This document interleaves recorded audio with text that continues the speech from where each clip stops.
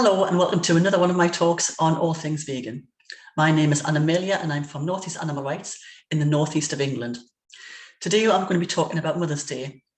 We've heard it referred to as Mothering Sunday and Mother's Day, but which is it? Mothering Sunday originated in the 16th century as a religious festival and had no links to mothers at all. It was actually the name for the Mother Church, the main church in the region, and meant that people would take the day off to visit their Mother Church or to go and visit their families. The tradition started to go out of fashion at the start of the 20th century, but Constance Prenswick Smith, the daughter of a vicar, tried to bring it back into fashion, and she succeeded partly due to the influence of a woman across the pond called Anna Jarvis. In 1905, Anna Jarvis lost her own mother and wanted to find a way to commemorate her mother and also recognise the contribution of other mothers. Eventually, in 1914, President Woodrow Wilson officially made it a day to be marked. But what was supposed to be a heartfelt tribute of love to the family matriarchs very quickly became a commercial enterprise, which Anna Jarvis despised and railed against and held protests for many years until her death, when she died penniless in 1948, hating the event she actually fought so hard for. In the UK, around 30 million cards are sent on Mother's Day, so that's just under half the population. Mother's Day has always been a sensitive time for many people for lots of reasons. Those who want to be mothers who can't, those who have been estranged from their mothers or from their children, those who have had children forcibly removed from them, the single fathers taking the parts of both mother and father, and for many other people like myself who don't have children. I really dislike Mother's Day because it's another day in the year which I feel totally inadequate. If I go out, I used to go out with my family to celebrate Mother's Day, but I just kind of felt I'm a total fraud. I didn't want to have children, and I've never really wanted to have children, but yeah, I was made to feel as if I was a lesser person because I don't. So if it's such a sensitive topic for humans, do animals fare any better? We know from many exposés now, including the infamous Panorama documentary, which showed babies being ripped away from their mothers, the cows, after birth, that cows certainly don't. And let's not kid ourselves that this is a one-off. In that programme, a farmer who was seen as a sensible, pragmatic practitioner admitted that they still have not found a palatable way of removing calves from their mothers. This is common practice. And there are hundreds of images all over social media, on the internet, anywhere you look, including in farmers' footage as well, of mother cows fighting for their babies when farmers come to remove them.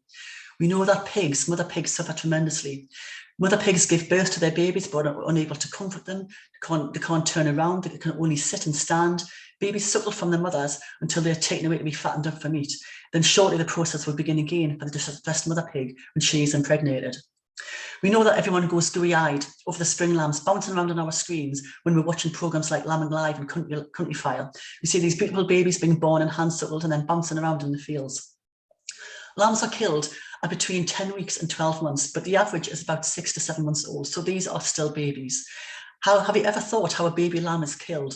Okay, I'm not going to go into gruesome details, but have you ever thought about how a baby lamb is killed? And also, what kind of mind can actually do this? What does it say about a person who is capable of such violence against such a young, vulnerable animal? One of the most vulnerable animals.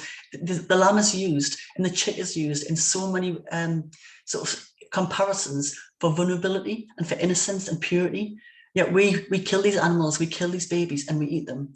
How desensitized does a person have to be to cut the throat of a lamb? Now, my own animals, my animals have to have an element of trust in me. They trust me to do the right thing. So although they don't like me cutting their claws or taking them to the vets, they trust me that they have no other option but to trust me. But we betray farmed animals' trust time and time again. We hurt them, we abuse them, we kill them. And these animals have no choice. They trust us and we betray them. We know that mother hens do not spend time with their hatched babies. Hens are merely production lines. They're just money-making machines. The babies are once hatched, they are sexed, and the male chicks, which are the one-day-old fluffy little yellow chicks, which everybody uses to celebrate Easter and spring, the arrival of spring.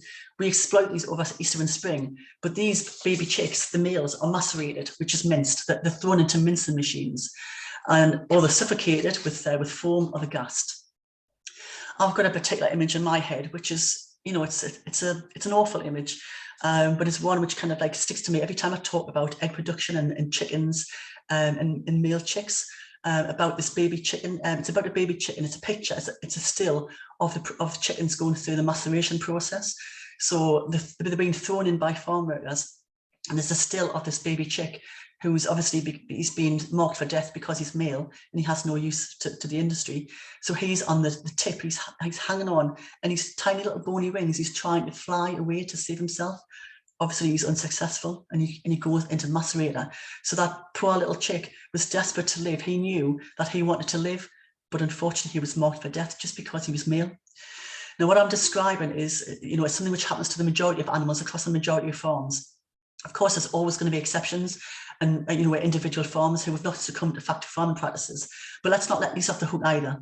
Just because you treat an animal better, when before the animal dies, he or she dies, it doesn't make you a better person or have better practices. You're still killing animals who don't want to die, who needn't have been born, and they've done nothing wrong apart from being born into the wrong species in the wrong country. We've got to remember that some of the animals that we kill and eat here are treated reverently in other places, and animals which we treat with more respect here are killed and ate in other countries as well. So we are absolute hypocrites if we call other countries worse for their animal practices.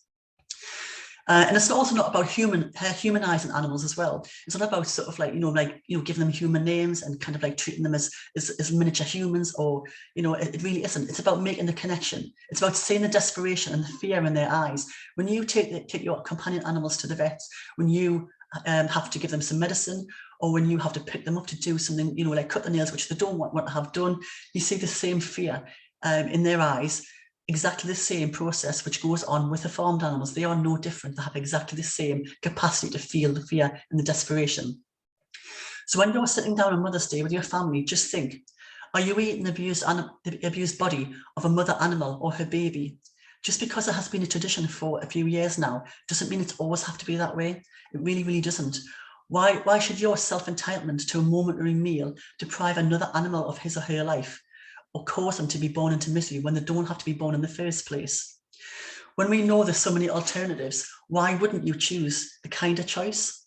There's so many alternatives out there now, so please make the connection. Go vegan for Mother's Day. It really is the kindest gift you can give to all mothers on earth, humans and non-humans. So this is Anna-Amelia signing off now, saying thank you very much for listening. If you like what we do, please follow us on social media. We're on Facebook, on Instagram, on Twitter, on TikTok, and also on YouTube. If you subscribe to that, we'd be absolutely delighted. So thank you very much. Have a lovely day, and thank you for watching.